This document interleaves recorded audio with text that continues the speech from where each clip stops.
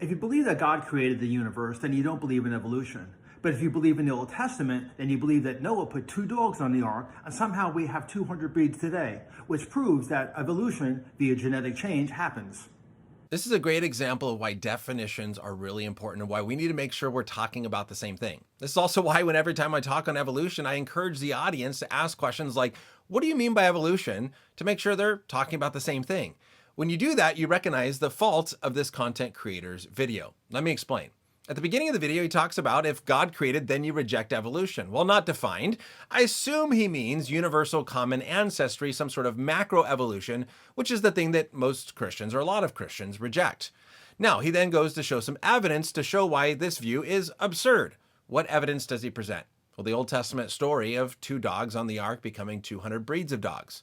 Here's the question. Does this evidence support the definition macroevolution? No. Supports microevolution, that there are small genetic changes within us that can create a variation within a species. Christians accept this definition of evolution while rejecting the other.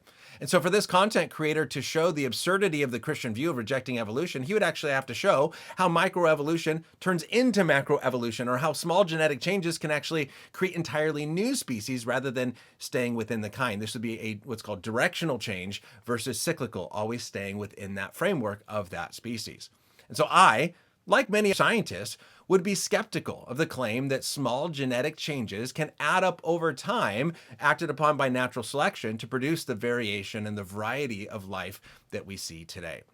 So I think in order to think well about this, we have to be clear on our definitions, and then we need to make sure that the person we're talking to, that the evidence they provide actually supports the definition of the thing that they're defending. And I don't think the creator here does that. And so I'd be curious to see what evidence that he has to support that macroevolutionary universal common ancestry view that he holds to, or why he thinks microevolutionary changes add up over time to create the diversity of life that we see today.